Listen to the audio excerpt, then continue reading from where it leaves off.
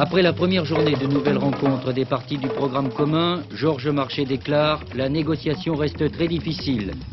Au Conseil des ministres de ce matin, sans une mesure de simplification administrative ou comment éviter la gaspille de papier.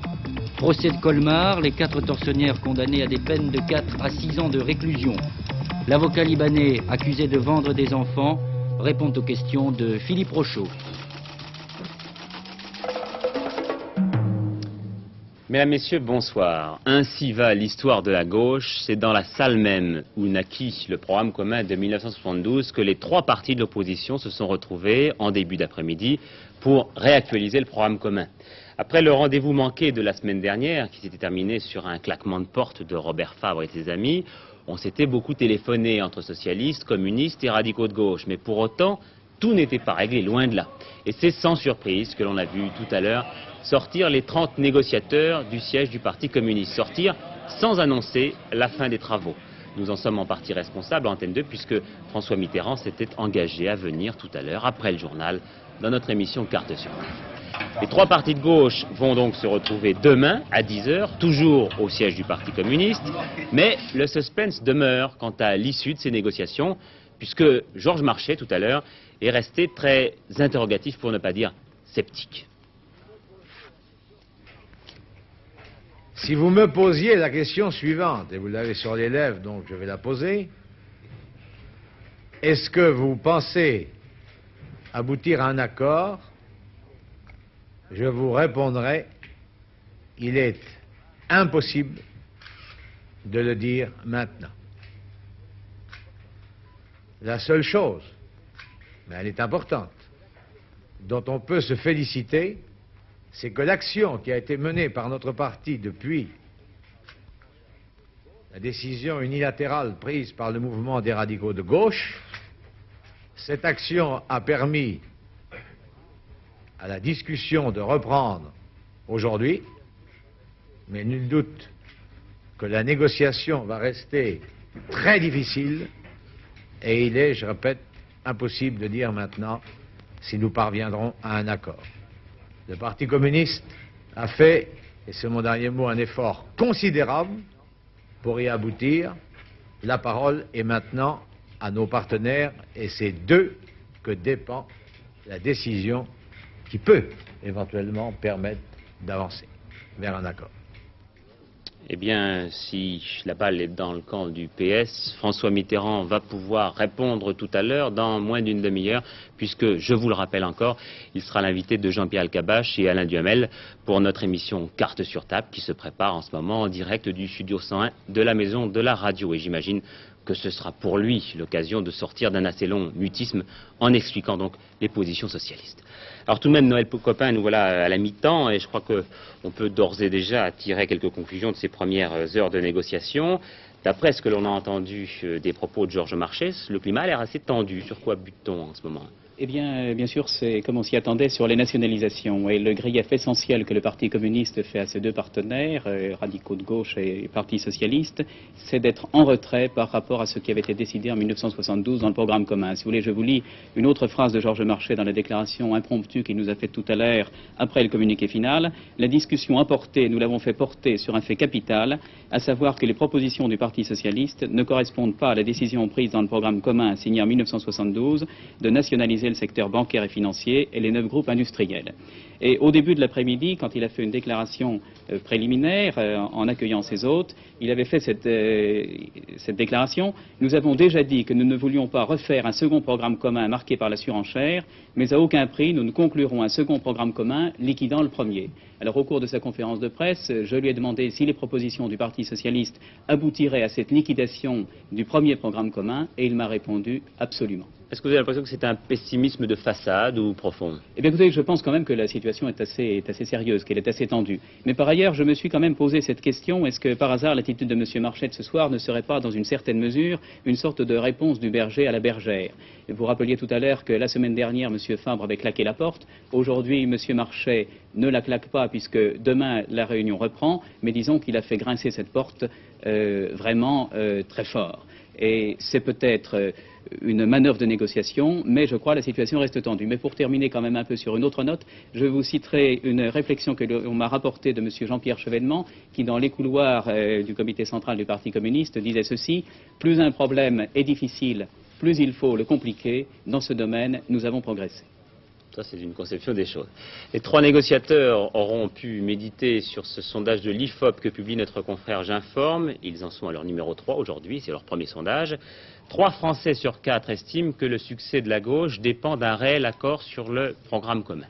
Pour les personnes interrogées, Georges Marchais est le perdant de la querelle de la gauche, Robert Fabre le vainqueur. Et puisque nous parlons sondage, une parenthèse pour évoquer un sondage Publimétrie de Minutes qui nous concerne. Un Français sur 2 trouve qu'il y a équilibre à la télévision entre les leaders de la majorité et ceux de l'opposition.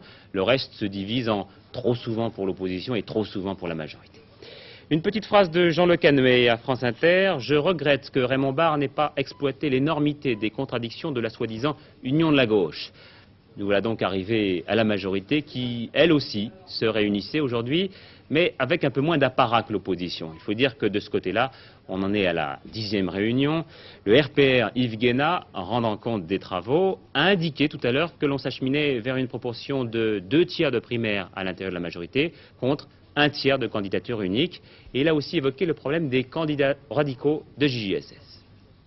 Nous avons évoqué, d'ailleurs à l'initiative d'une autre délégation que celle du RPR, le problème des candidatures majoritaires émanant de formations qui n'ont pas souscrit le pacte majoritaire et qui n'ont pas signé le manifeste. Alors, conformément à ce que nous avions dit la dernière fois, nous constituons un front résolument uni, et dans l'hypothèse où de telles candidatures se manifesteraient dans telle ou telle circonscription, nous les examinerons au niveau de notre comité de liaison ici. Nous demanderons aux candidats, au singulier ou au pluriel, s'ils souscrivent au pacte majoritaire. S'ils souscrivent au pacte majoritaire, ils en auront tout le bénéfice. S'ils refusent d'y souscrire, ils sont rejetés dans les ténèbres extérieures d'un commun accord. Le verdict est tombé dans l'affaire du viol collectif jugé par la cour d'assises de Colmar. Un verdict qui fera peut-être réfléchir tous les responsables de viol et d'attentats à la pudeur. La liste est longue, chaque jour, nous n'en parlons pas pour des raisons que vous pouvez comprendre facilement, mais nous avons peut-être tort. En tout cas, à Colmar, les jurés sont allés plus loin que les réquisitions de l'avocat général en condamnant les 4 inculpés à des peines de prison allant de 3 à 8 ans.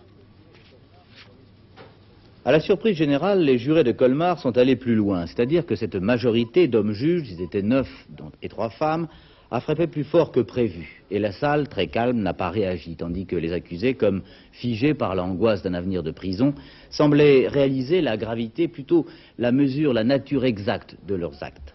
Enfin, reste que ce procès de Colmar est une réponse aux 1000 plaintes annuelles pour viol, des plaintes, des appels à la justice de la part de femmes dont la plupart, il est vrai, préféraient jusqu'à maintenant se taire, donc protéger l'agresseur, plutôt que de prolonger la honte de dire, de décrire, de répéter, de revivre l'humiliation. D'une certaine manière, ce verdict est aussi la reconnaissance d'un droit fondamental, celui de la femme à dire non. Le droit de la femme à écarter cette sorte de fatalité qui, tout au long des siècles, l'a désignée, elle, corps de femme, pour servir de défouloir à la violence, donc à la faiblesse psychique et physiologique de l'homme. Il faut déculpabiliser la femme violée, ont dit les jurés de Colmar, et avertir le violeur que son acte n'est plus un tableau de chasse dont on se vante, mais un crime, un vrai, et puni comme tel.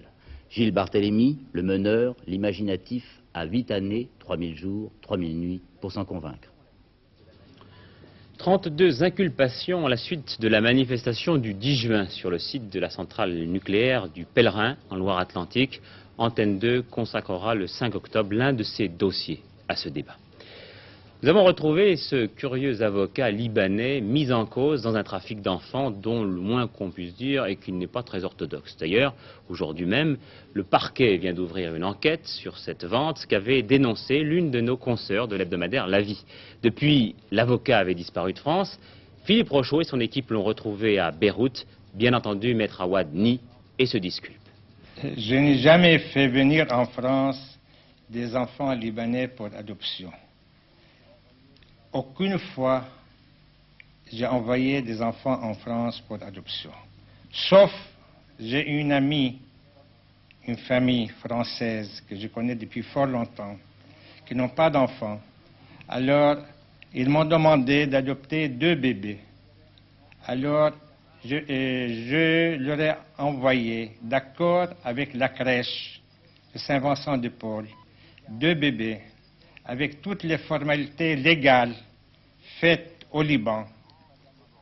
Et ces 2 bébés ont été pris par la maman, par l'intermédiaire du tribunal ecclésiastique religieux et par l'intermédiaire d'un passeport libanais avec un visa du consulat de France.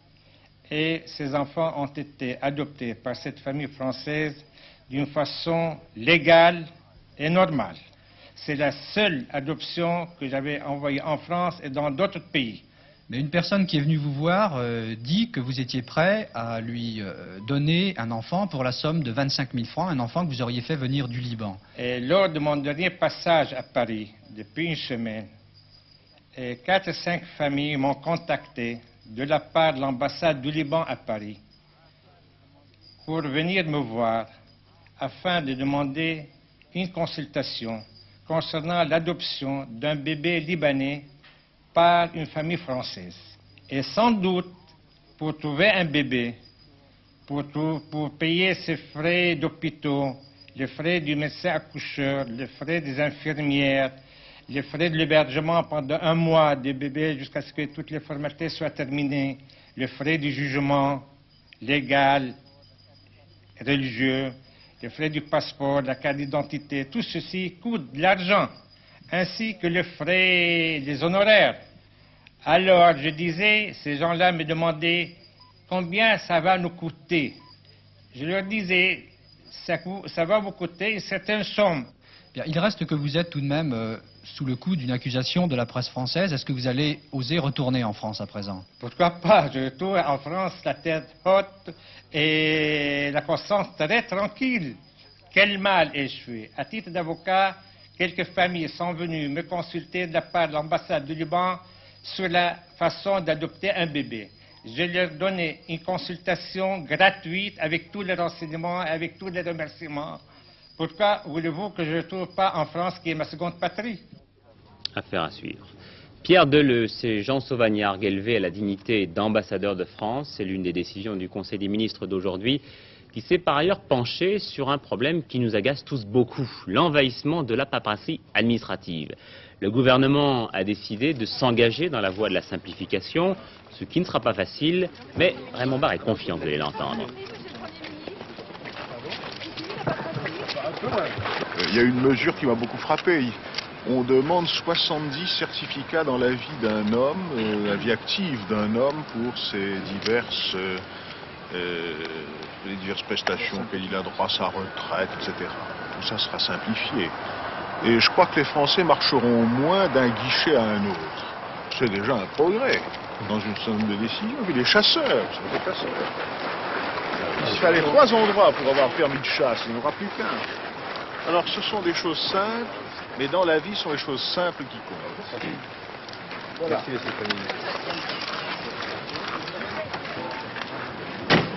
Voilà donc pour l'esprit du projet. Voyons maintenant avec Marie-Françoise Griot les plus importantes de ces 101 mesures de simplification administrative.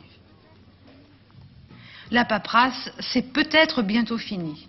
En tout cas, très rapidement, un grand nombre de formalités administratives vont être simplifiées, voire même supprimées. Moins de démarches à faire et surtout moins de papiers à remplir. Réduction du nombre de certificats médicaux exigés par l'administration. Contrôle médical plus sélectif. Pour l'aide sociale, un seul formulaire au lieu de 10. Simplification des demandes de bourse. Délivrance accélérée du diplôme du baccalauréat. Suppression du diplôme provisoire. La redevance radio est complètement supprimée. Pour la redevance télévision, uniformisation des avis d'échéance, simplification du mode de paiement. Simplification des procédures pour l'incorporation, les inscriptions et les changements d'affectation. Dans 2 mois, vous disposerez d'un nouveau modèle de demande de permis, bien plus simple qu'auparavant. Simplification des démarches pour l'ouverture de leurs droits, carte, retraite, pension d'invalidité. Une seule démarche à la mairie au lieu de 3 pour la validation du permis de chasse. Il y a bien d'autres mesures encore qui toutes auront le double avantage de nous simplifier la vie et de faire à l'État des économies de papier. Demain, le Yom Kippour. Il y a 4 ans, souvenez-vous, c'est à l'occasion de cette fête juive que le Proche-Orient s'était à nouveau enflammé.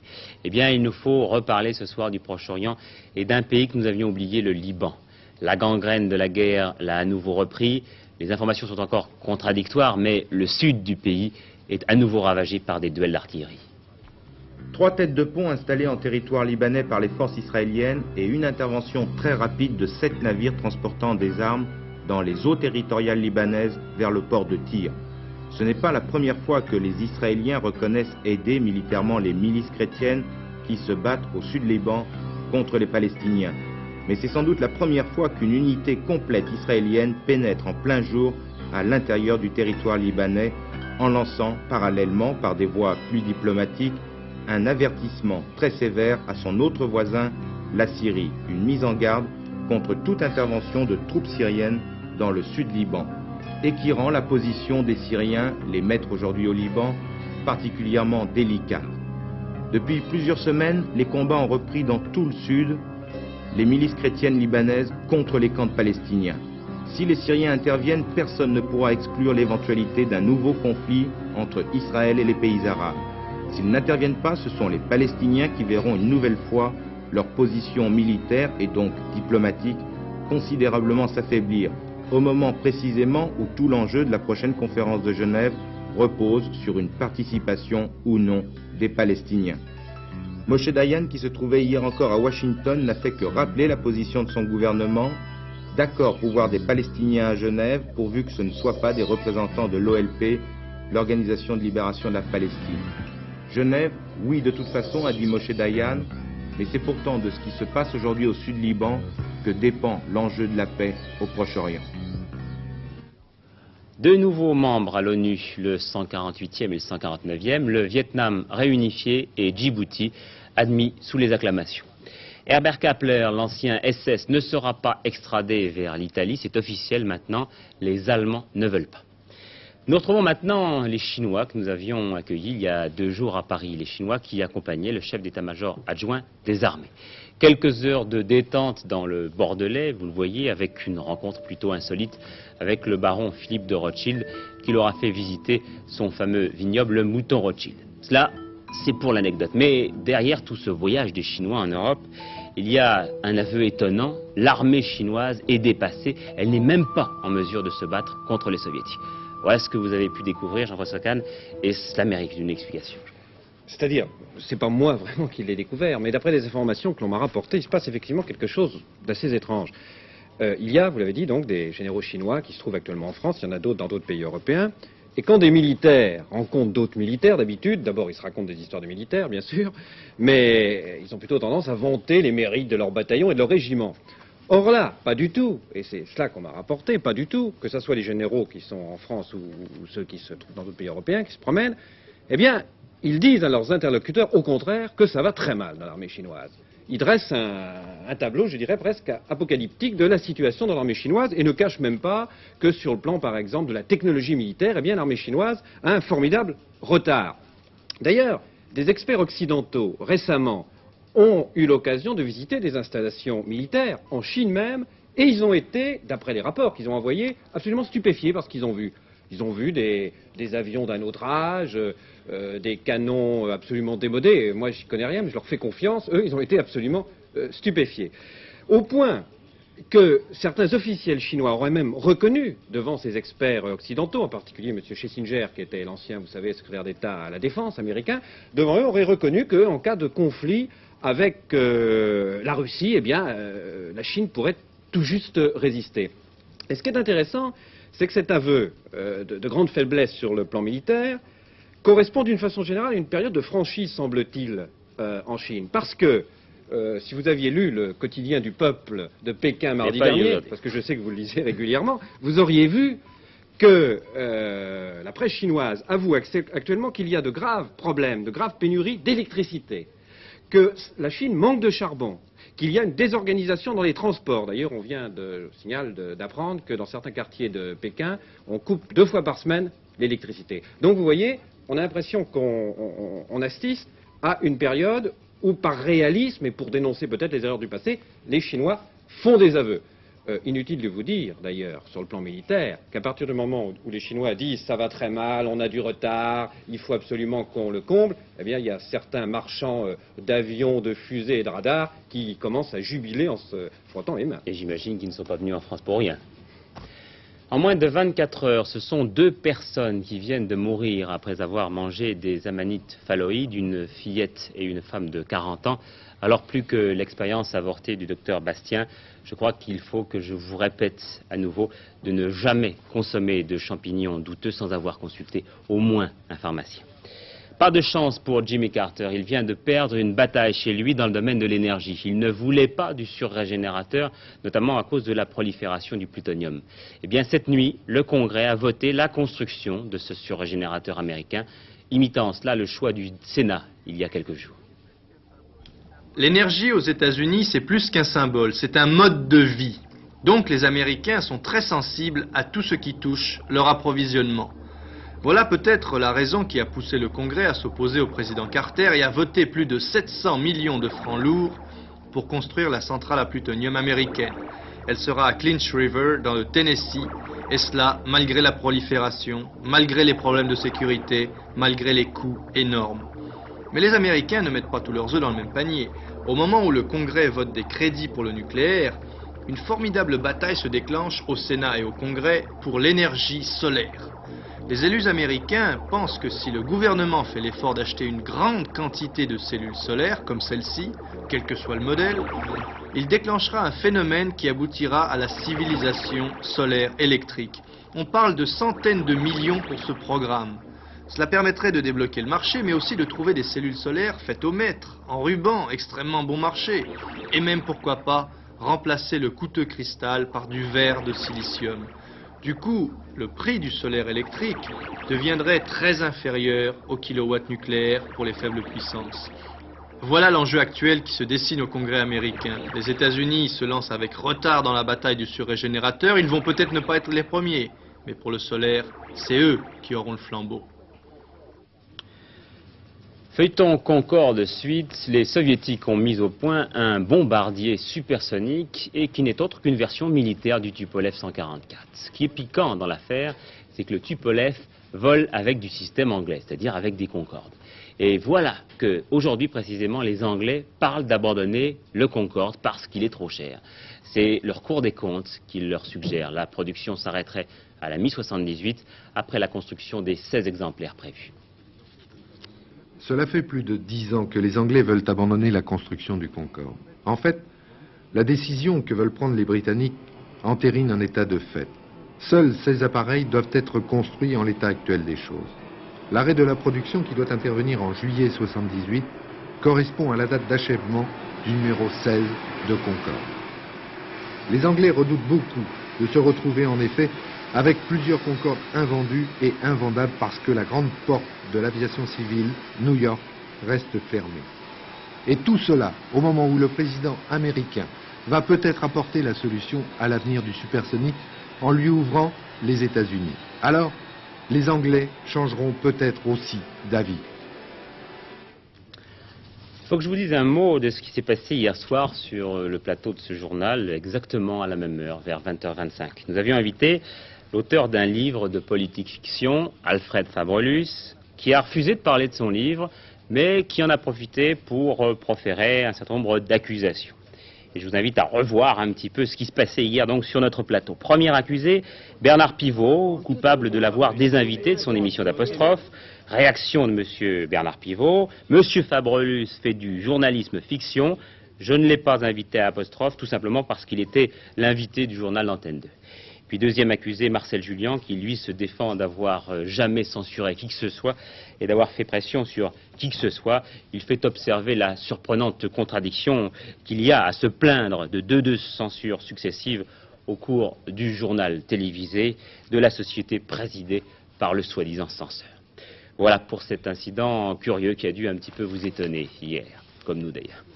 Du sport, pour terminer, c'est le Belge Ludo Peeters qui a remporté aujourd'hui Paris-Bruxelles, en cyclisme bien sûr, devant Marc Demeyer et le Français Bernard Hinault. Eddy Merckx a abandonné à la suite d'une chute. Les résultats du loto maintenant, le 3, le 5, le 9, le 15, le 19, le 27 et comme numéro complémentaire, le 31. Autre tradition de fin de journal, la météo. La Méditerranée et ses pourtours seront très ensoleillés, mais ils seront les seuls dans ce cas. Le temps sera très nuageux et brumeux le matin sur tout le reste du pays l'après-midi. Quand même quelques éclaircies du sud de la Bretagne au Bordelais. Voilà, je vous rappelle le rendez-vous que vous avez tout de suite après ce journal, carte sur table avec François Mitterrand, vous le voyez, qui est déjà arrivé et qui répondra aux questions de Alain Duhamel et de Jean-Pierre Elkabbach. Et puis tout à fait en fin de programme, vers 22h50, notre dernier journal avec Patrick Lecoq. Je vous souhaite à tous une très très bonne soirée. À demain.